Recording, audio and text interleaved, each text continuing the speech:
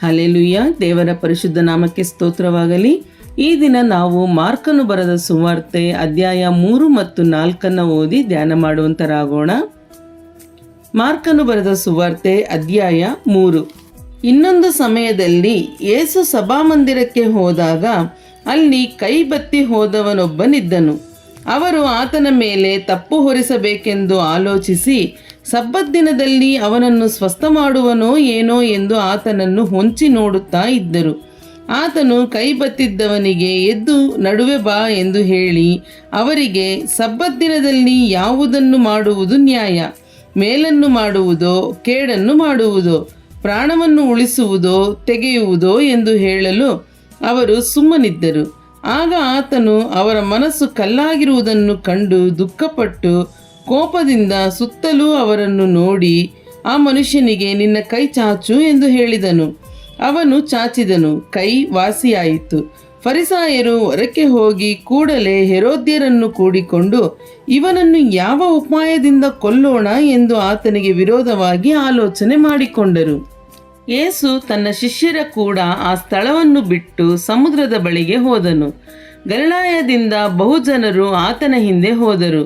ಇದಲ್ಲದೆ ಆತನು ಇಂತಿಂಥ ಕೆಲಸಗಳನ್ನು ಮಾಡುತ್ತಾನೆಂದು ಕೇಳಿ ಬಹುಜನರು ಯೂದಾಯದಿಂದಲೂ ಯೆರೂಸಲೇಮಿನಿಂದಲೂ ಇದುಮಾಯದಿಂದಲೂ ಯೋರ್ದಾನ್ ಹೊಳೆಯ ಅಂಚೆಯಿಂದಲೂ ತೂರ್ ಸೀದೋನ್ ಪಟ್ಟಣಗಳ ಸುತ್ತಲಿನಿಂದಲೂ ಆತನ ಬಳಿಗೆ ಬಂದರು. ಜನರು ಗುಂಪಾಗಿದ್ದರಿಂದ ಮೈಮೇಲೆ ಬಿದ್ದು ನೂಕಾರೆಂದು ಆತನು ತನಗೆ ಒಂದು ದೋಣಿಯು ಸಿದ್ಧವಾಗಿರಲಿ ಎಂಬುದಾಗಿ ಶಿಷ್ಯರಿಗೆ ಹೇಳಿದನು. ಯಾಕಂದರೆ ಆತನು ಅನೇಕರನ್ನು ಸ್ವಸ್ಥ ಮಾಡಿದ್ದರಿಂದ ರೋಗಪೀಡಿತರಾಗಿದ್ದವರೆಲ್ಲರೂ ಆತನನ್ನು ಮುಟ್ಟಬೇಕೆಂದು ಮೇಲೆ ಬೀಳುತ್ತಿದ್ದರು. ಮತ್ತು ದೆವ್ವಗಳು ಆತನನ್ನು ಕಂಡಾಗೆಲ್ಲ ಆತನ ಪಾದಕ್ಕೆ ಬಿದ್ದು ನೀನು ದೇವಕುಮಾರನೆಂದು ಕೂಗುತ್ತಿದ್ದವು. ಆದರೆ ಆತನು ತಾನು ಇಂಥವನೆಂಬುದಾಗಿ ಯಾರಿಗೂ ಪ್ರಕಟಿಸಬಾರದೆಂದು ಅವರಿಗೆ ಬಹು ಖಂಡಿತವಾಗಿ ಹೇಳಿದನು. ಆಮೇಲೆ ಯೇಸು ಬೆಟ್ಟವನ್ನು ಹತ್ತಿ ತನಗೆ ಬೇಕಾದವರನ್ನು ಹತ್ತಿರಕ್ಕೆ ಕರೆಯಲು ಅವರು ಆತನ ಬಳಿಗೆ ಬಂದರು. ಆತನು 12 ಮಂದಿಯನ್ನು ಆರಿಸಿ ಅವರು ತನ್ನ ಸಂಗಡ ಇರಬೇಕಂತಲೂ ದೆವ್ವಗಳನ್ನು ಬಿಡಿಸುವ ಅಧಿಕಾರವುಳ್ಳವರಾಗಿ ಸುವಾರ್ತೆಗಳನ್ನು ಸಾರುವುದಕ್ಕೆ ತಾನು ಅವರನ್ನು ಕಳುಹಿಸುವೆನೆಂತಲೂ ಆ 12 ಮಂದಿಯನ್ನು ಆರಿಸಿ ನೇಮಿಸಿದನು. ಸೀಮೋನನೆಂಬವನಿಗೆ ಪೇತ್ರನೆಂದು ಹೆಸರನ್ನು ಇಟ್ಟನು. ಜೆಬದಾಯನ ಮಗನಾದ ಯಾಕೋಬನಿಗೂ ಯಾಕೋಬನ ತಮ್ಮನಾದ ಯೋಹಾನನಿಗೂ ಬೊವನೆರ್ಗೆಸ್ ಅಂದರೆ ಗುಡುಗಿನ ಮರಿಗಳು ಎಂದು ಹೆಸರಿಟ್ಟನು. ಉಳಿದವರು ಯಾರೆಂದರೆ ಅಂದ್ರೆಯ, ಫಿಲಿಪ್ಪ, ಬಾರ್ತಲೋಮೆಯ, ಮತ್ತಾಯ, ತೋಮ, ಅಲ್ಫಾಯನ ಮಗನಾದ ಯಾಕೋಬ, ತದ್ದಾಯ, ಮತಾಭಿಮಾನಿ ಎಂದು ಹೆಸರುಗೊಂಡ ಸೀಮೋನ, ಯೇಸುವನ್ನು ಹಿಡಿಕೊಟ್ಟ ಇಸ್ಕರಿಯೋತ ಯೂದ ಇವರೇ. ಆತನು ಮನೆಯೊಳಗೆ ಬಂದಾಗ ಜನರು ತಿರುಗಿ ನೆರೆದದ್ದರಿಂದ ಊಟಕ್ಕೂ ಅವಕಾಶವಾಗಲಿಲ್ಲ. ಇದನ್ನು ಕೇಳಿ ಆತನ ಬಂಧುಗಳು ಅವನಿಗೆ ಹುಚ್ಚು ಹಿಡಿದದೆ ಎಂದು ಹೇಳಿ ಆತನನ್ನು ಹಿಡಿಯುವುದಕ್ಕೆ ಹೊರಟರು. ಇದಲ್ಲದೆ ಯೆರೂಸಲೇಮಿನಿಂದ ಬಂದಿದ್ದ ಶಾಸ್ತ್ರಿಗಳು ಇವರನ್ನು ಬೆಲ್ಜೆಬೂಲನು ಹಿಡಿದಿದ್ದಾನೆಂತಲೂ ಇವನು ದೆವ್ವಗಳ ಒಡೆಯನ ಸಹಾಯದಿಂದ ದೆವ್ವಗಳನ್ನು ಬಿಡಿಸುತ್ತಾನೆಂತಲೂ ಹೇಳುತ್ತಿದ್ದರು. ಆತನು ಅವರನ್ನು ಹತ್ತಿರಕ್ಕೆ ಕರೆದು ಅವರಿಗೆ ಸಾಮ್ಯರೂಪವಾಗಿ ಹೇಳಿದ್ದೇನೆಂದರೆ, ಸೈತಾನನು ಸೈತಾನನನ್ನು ಬಿಡಿಸುವುದುಂಟೆ? ಒಂದು ರಾಜ್ಯದಲ್ಲಿ ಭೇದ ಹುಟ್ಟಿದರೆ ಆ ರಾಜ್ಯವು ಉಳಿಯಲಾರದು. ಒಂದು ಮನೆಯಲ್ಲಿ ಭೇದ ಹುಟ್ಟಿದರೆ ಆ ಮನೆಯು ನಿಲ್ಲಲಾರದು. ಅದರಂತೆ ಸೈತಾನನು ತನಗೆ ವಿರೋಧವಾಗಿ ಎದ್ದು ತನ್ನಲ್ಲಿ ಭೇದ ಹುಟ್ಟಿಸಿಕೊಂಡರೆ ಅವನು ನಿಲ್ಲಲಾರದೆ ನಾಶವಾಗಿ ಹೋಗುವನು. ಅದಲ್ಲದೆ ಒಬ್ಬನು ಮೊದಲು ಬಲಿಷ್ಠನನ್ನು ಕಟ್ಟಿಹಾಕದೆ ಆ ಬಲಿಷ್ಠನ ಮನೆಯನ್ನು ಹೊಕ್ಕು ಅವನ ಸೊತ್ತನ್ನು ಸುಲುಕೊಳ್ಳುವುದಕ್ಕಾಗುವುದಿಲ್ಲ. ಕಟ್ಟಿಹಾಕಿದ ಮೇಲೆ ಅವನ ಮನೆಯನ್ನು ಸುಲುಕೊಂಡಾನು. ಇದಲ್ಲದೆ ಅವರು ಇವನಿಗೆ ದೆವ್ವ ಹಿಡಿದದೆ ಎಂದು ಹೇಳಿದ್ದರಿಂದ ಆತನು ಅವರಿಗೆ, ನಿಮಗೆ ಸತ್ಯವಾಗಿ ಹೇಳುತ್ತೇನೆ, ಮನುಷ್ಯರು ಎಷ್ಟು ದೂಷಿಸಿದಾಗ್ಯೂ ಅವರು ಮಾಡುವ ಎಲ್ಲ ಪಾಪಗಳಿಗೂ ದೂಷಣೆಗಳಿಗೂ ಕ್ಷಮಾಪಣೆ ಉಂಟಾಗುವುದು. ಆದರೆ ಪವಿತ್ರಾತ್ಮನನ್ನು ದೂಷಿಸಿದವನು ಎಂದಿಗೂ ಕ್ಷಮಾಪಣೆ ಹೊಂದನು. ಅವನು ಶಾಶ್ವತ ಪಾಪದೊಳಗೆ ಸೇರಿದವನಾಗುವನು ಎಂದು ಹೇಳಿದನು. ಜನರು ಆತನ ಸುತ್ತಲೂ ಕೂತುಕೊಂಡಿದ್ದಾಗ ಆತನ ತಾಯಿಯೂ ತಮ್ಮಂದಿರು ಬಂದು ಹೊರಗೆ ನಿಂತುಕೊಂಡು ಆತನನ್ನು ಕರೆ ಕಳುಹಿಸಿದರು. ಆ ಜನರು ಆತನಿಗೆ, ನಿನ್ನ ತಾಯಿಯೂ ನಿನ್ನ ತಮ್ಮಂದಿರು ನಿನ್ನನ್ನು ಹುಡುಕಿಕೊಂಡು ಬಂದು ಹೊರಗೆ ನಿಂತಿರುತ್ತಾರೆ ನೋಡು ಎಂದು ಹೇಳಿದ್ದಕ್ಕೆ ಆತನು ಅವರಿಗೆ, ನನಗೆ ತಾಯಿಯೂ ತಮ್ಮಂದಿರು ಯಾರು ಎಂದು ಹೇಳಿ ತನ್ನ ಸುತ್ತಲೂ ಕೂತಿದ್ದವರನ್ನು ನೋಡಿ, ಇಗೋ ನನ್ನ ತಾಯಿ, ನನ್ನ ತಮ್ಮಂದಿರು, ದೇವರ ಚಿತ್ತದಂತೆ ನಡೆಯುವವನೇ ನನಗೆ ತಮ್ಮನೂ ತಂಗಿಯೂ ತಾಯಿಯೂ ಆಗಬೇಕು ಅಂದನು. ಮಾರ್ಕನು ಬರೆದ ಸುವಾರ್ತೆ ಅಧ್ಯಾಯ 4. ಆತನು ತಿರುಗಿ ಸಮುದ್ರದ ದಡದಲ್ಲಿ ಉಪದೇಶ ಮಾಡುತ್ತಿದ್ದನು. ಬಹುಜನರು ಆತನ ಬಳಿಗೆ ಕೂಡಿ ಬಂದದ್ದರಿಂದ ಆತನು ಸಮುದ್ರದಲ್ಲಿದ್ದ ದೋಣಿ ಹತ್ತಿ ಕೂತುಕೊಂಡನು. ಆ ಜನರೆಲ್ಲರೂ ಸಮುದ್ರದ ಹತ್ತಿರ ನೆಲದ ಮೇಲೆ ಇದ್ದರು. ಆಗ ಆತನು ಅವರಿಗೆ ಸಾಮ್ಯರೂಪವಾಗಿ ಅನೇಕ ಸಂಗತಿಗಳನ್ನು ಉಪದೇಶ ಮಾಡಿದನು. ಆ ಉಪದೇಶದಲ್ಲಿ ಅವರಿಗೆ ಹೇಳಿದ್ದೇನೆಂದರೆ, ಕೇಳಿರಿ, ಬಿತ್ತುವವನು ಬಿತ್ತುವುದಕ್ಕೆ ಹೊರಟನು. ಬಿತ್ತುವಾಗ ಕೆಲವು ಬೀಜ ದಾರಿಯ ಮಗ್ಗುಲಲ್ಲಿ ಬಿದ್ದವು. ಹಕ್ಕಿಗಳು ಬಂದು ಅವುಗಳನ್ನು ತಿಂದುಬಿಟ್ಟವು. ಬೇರೆ ಕೆಲವು ಬೀಜ ಬಹಳ ಮಣ್ಣಿಲ್ಲದ ಬಂಡೆಯ ನೆಲದಲ್ಲಿ ಬಿದ್ದವು. ಅಲ್ಲಿ ಮಣ್ಣು ತೆಳ್ಳಗಿದ್ದರಿಂದ ಅವು ಬೇಗ ಮೊಳೆತವು. ಆದರೆ ಬಿಸಿಲೇರಿದಾಗ ಬಾಡಿ ಬೇರಿಲ್ಲದ ಕಾರಣ ಒಣಗಿ ಹೋದವು. ಮತ್ತೆ ಕೆಲವು ಬೀಜ ಮುಳ್ಳುಗಿಡಗಳಲ್ಲಿ ಬಿದ್ದವು. ಮುಳ್ಳುಗಿಡಗಳು ಬೆಳೆದು ಅವುಗಳನ್ನು ಅಡಗಿಸಿ ಬಿಟ್ಟದ್ದರಿಂದ ಅವು ಫಲ ಕೊಡಲಿಲ್ಲ. ಇನ್ನು ಕೆಲವು ಬೀಜ ಒಳ್ಳೆಯ ನೆಲದಲ್ಲಿ ಬಿದ್ದು ಹುಟ್ಟಿ ಬೆಳೆಯುತ್ತಾ ಬಂದು ಒಂದು 30ರಷ್ಟು, ಒಂದು 60ರಷ್ಟು, ಒಂದು 100ರಷ್ಟು ಫಲವನ್ನು ಕೊಟ್ಟವು ಎಂದು ಹೇಳಿ, ಕೇಳುವುದಕ್ಕೆ ಕಿವಿಯುಳ್ಳವನು ಕೇಳಲಿ ಅಂದನು. ಆತನು ಒಬ್ಬನೇ ಇದ್ದಾಗ ಆತನ ಹತ್ತಿರ ಇದ್ದವರು 12 ಮಂದಿ ಶಿಷ್ಯರ ಕೂಡ ಆ ಸಾಮ್ಯಗಳ ವಿಷಯದಲ್ಲಿ ಆತನನ್ನು ಕೇಳಿದರು. ಆತನು ಅವರಿಗೆ, ದೇವರ ರಾಜ್ಯದ ಗುಟ್ಟು ನಿಮಗೇ ಕೊಟ್ಟಿದೆ. ಹೊರಗಿನವರಿಗೆ ಎಲ್ಲವೂ ಸಾಮ್ಯದ ಮರೆಯಲ್ಲಿವೆ.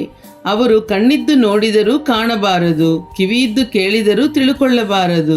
ಹಾಗೆ ಕಂಡು ತಿಳುಕೊಂಡರೆ ಅವರು ದೇವರ ಕಡೆಗೆ ತಿರುಗಿಕೊಂಡು ಪಾಪಕ್ಷಮೆಯನ್ನು ಹೊಂದಾರು ಎಂದೇ ಮರೆಮಾಡಲಾಗಿದೆ. ಆಮೇಲೆ ಆತನು ಅವರಿಗೆ ಹೇಳಿದ್ದೇನೆಂದರೆ, ಈ ಸಾಮ್ಯದ ಅರ್ಥ ನಿಮಗೆ ಗೊತ್ತಾಗಲಿಲ್ಲವೋ? ಹಾಗಾದರೆ ನನ್ನ ಎಲ್ಲ ಸಾಮ್ಯಗಳನ್ನು ಹೇಗೆ ತಿಳ್ಕೊಂಡಿರಿ? ಆ ಬಿತ್ತುವವನು ವಾಕ್ಯವೆಂಬ ಬೀಜವನ್ನು ಬಿತ್ತುತ್ತಾನೆ. ಕೆಲವರು ವಾಕ್ಯವನ್ನು ಕೇಳಿದ ಕೂಡಲೇ ಸೈತಾನನು ಬಂದು ಅವರಲ್ಲಿ ಬಿತ್ತಿದ್ದ ವಾಕ್ಯವನ್ನು ತೆಗೆದು ಬಿಡುತ್ತಾನೆ. ಇವರೇ ವಾಕ್ಯವು ಬಿತ್ತಲ್ಪಟ್ಟ ದಾರಿಯ ಮಗ್ಗುಲ ಆಗಿರುವರು. ಅದೇ ಪ್ರಕಾರ ಬೇರೆ ಕೆಲವರು ವಾಕ್ಯವನ್ನು ಕೇಳಿದ ಕೂಡಲೇ ಸಂತೋಷದಿಂದ ಅದನ್ನು ಸ್ವೀಕರಿಸುತ್ತಾರೆ. ತಮಗೆ ಬೇರಿಲ್ಲದ ಕಾರಣ ಇವರು ಸ್ವಲ್ಪ ಕಾಲ ಮಾತ್ರವೇ ಇದ್ದು ಬಳಿಕ ಆ ವಾಕ್ಯದ ನಿಮಿತ್ತವಾಗಿ ಸಂಕಟವಾಗಲಿ ಹಿಂಸೆಯಾಗಲಿ ಬಂದರೆ ಬೇಗ ಎಡವಿ ಬೀಳುತ್ತಾರೆ. ಇವರೇ ಬೀಜ ಬಿದ್ದ ಬಂಡೆಯ ನೆಲವಾಗಿರುವವರು. ಇನ್ನು ಕೆಲವರು ವಾಕ್ಯವನ್ನು ಕೇಳಿದಾಗ್ಯೂ ಪ್ರಪಂಚದ ಚಿಂತೆಗಳು, ಐಶ್ವರ್ಯದಿಂದುಂಟಾಗುವ ಮೋಸವು, ಇತರ ವಿಷಯಗಳ ಮೇಲಣ ಆಶೆಗಳು ಒಳಗೆ ಸೇರಿ ಆ ವಾಕ್ಯವನ್ನು ಅಡಗಿಸಿ ಬಿಡುವುದರಿಂದ ಫಲವನ್ನು ಕೊಡದೇ ಇರುತ್ತಾರೆ. ಇವರೇ ಮುಳ್ಳುಗಿಡಗಳಲ್ಲಿ ಬೀಜ ಬಿದ್ದ ನೆಲವಾಗಿರುವವರು. ಮತ್ತೆ ಕೆಲವರು ವಾಕ್ಯವನ್ನು ಕೇಳಿ ಕೈಕೊಂಡು 30ರಷ್ಟಾಗಲಿ, 60ರಷ್ಟಾಗಲಿ, 100ರಷ್ಟಾಗಲಿ ಫಲವನ್ನು ಕೊಡುತ್ತಾರೆ. ಇವರೇ ಬೀಜ ಬಿದ್ದ ಒಳ್ಳೆಯ ನೆಲವಾಗಿರುವವರು ಅಂದನು. ಇದಲ್ಲದೆ ಆತನು ಅವರಿಗೆ, ದೀಪವನ್ನು ತಂದು ಕೊಳಗದೊಳಗಾಗಲಿ ಮಂಚದ ಕೆಳಗಾಗಲಿ ಇಡುವುದುಂಟೆ? ದೀಪಸ್ತಂಭದ ಮೇಲೆ ಇಡುತ್ತಾರಲ್ಲ. ಯಾವುದಾಗಲಿ ಪ್ರಕಾಶಕ್ಕೆ ಬರಬೇಕೇ ಹೊರತು ರಹಸ್ಯವಾಗಿರುವುದಿಲ್ಲ. ಯಾವುದಾಗಲಿ ಬಯಲಿಗೆ ಬರಬೇಕೇ ಹೊರತು ಗುಟ್ಟಾಗಿರುವುದಿಲ್ಲ. ಕೇಳುವುದಕ್ಕೆ ಕಿವಿಯುಳ್ಳವನು ಕೇಳಲಿ ಎಂದು ಹೇಳಿದನು. ಮತ್ತು ಆತನು ಅವರಿಗೆ, ನೀವು ಕಿವಿಗೊಡುವ ವಿಷಯದಲ್ಲಿ ಎಚ್ಚರಿಕೆ. ನೀವು ಅಳೆಯುವ ಅಳತೆಯಿಂದಲೇ ನಿಮಗೂ ಅಳೆಯುವರು, ಇನ್ನೂ ಕೂಡಿಸಿ ಕೊಡುವರು. ಇದ್ದವನಿಗೆ ಕೊಡಲ್ಪಡುವುದು, ಇಲ್ಲದವನ ಕಡೆಯಿಂದ ಇದ್ದದ್ದೂ ತೆಗೆಯಲ್ಪಡುವುದು ಎಂದು ಹೇಳಿದನು. ಇನ್ನೂ ಆತನು ಅವರಿಗೆ ಹೇಳಿದ್ದು, ಒಬ್ಬನು ಭೂಮಿಯಲ್ಲಿ ಬೀಜವನ್ನು ಹಾಕಿ ರಾತ್ರಿ ಮಲಗುತ್ತಾ ಹಗಲು ಎದ್ದಿರುತ್ತಾ ಇರಲು ಅವನಿಗೆ ತಿಳಿಯದ ರೀತಿಯಲ್ಲಿ ಆ ಬೀಜವು ಹುಟ್ಟಿ ಬೆಳೆಯುವುದು. ಇದರಂತೆ ದೇವರ ರಾಜ್ಯ. ಭೂಮಿಯು ಮೊದಲು ಗರಿಯನ್ನು, ಆಮೇಲೆ ಹೊಡೆಯನ್ನು, ತರುವಾಯ ತೆನೆಯಲ್ಲಿ ತುಂಬ ಕಾಳನ್ನು ತನ್ನಷ್ಟಕ್ಕೆ ತಾನೇ ಹುಟ್ಟಿಸುತ್ತದೆ. ಆದರೆ ಫಲ ಮಾಗಿದ ಕೂಡಲೇ ಅವನು ಸುಗ್ಗಿಕಾಲ ಬಂತೆಂದು ಕೊಯ್ಯಿಸುತ್ತಾನೆ ಅಂದನು. ಇನ್ನೂ ಆತನು ಹೇಳಿದ್ದು, ದೇವರ ರಾಜ್ಯವನ್ನು ಯಾವುದಕ್ಕೆ ಹೋಲಿಸೋಣ? ಯಾವ ಸಾಮ್ಯದಿಂದ ಅದನ್ನು ತೋರಿಸಿಕೊಡೋಣ? ಅದು ಸಾಸಿವೆ ಕಾಳಿನಂತಿರುತ್ತದೆ. ಭೂಮಿಯಲ್ಲಿ ಬಿತ್ತುವಾಗ ಅದು ಭೂಮಿಯಲ್ಲಿರುವ ಎಲ್ಲ ಬೀಜಗಳಿಗಿಂತಲೂ ಸಣ್ಣದಾಗಿದೆ.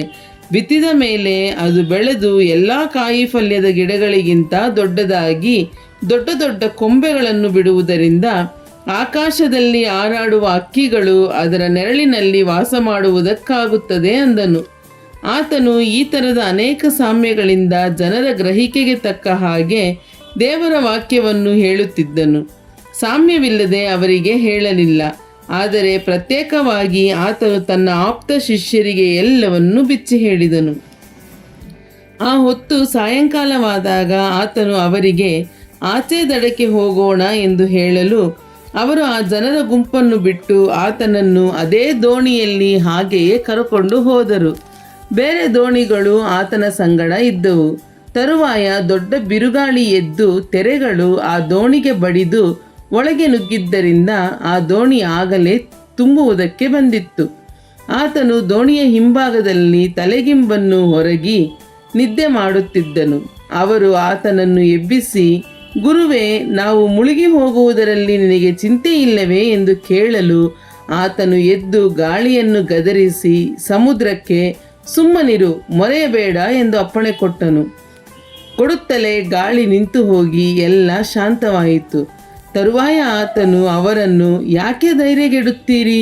ಇನ್ನೂ ನಿಮಗೆ ನಂಬಿಕೆ ಇಲ್ಲವೇ ಎಂದು ಕೇಳಲು ಅವರು ಬಹು ಭಯಪಟ್ಟು, ಈತನು ಯಾರಿರಬಹುದು? ಗಾಳಿಯೂ ಸಮುದ್ರವೂ ಸಹ ಈತನು ಹೇಳಿದ ಹಾಗೆ ಕೇಳುತ್ತವಲ್ಲ ಎಂದು ತಮ್ಮೊಳಗೆ ಮಾತಾಡಿಕೊಂಡರು. ಅಲ್ಲೆಲೂಯಾ. ದೇವರ ಪರಿಶುದ್ಧ ನಾಮಕ್ಕೆ ಸ್ತೋತ್ರವಾಗಲಿ.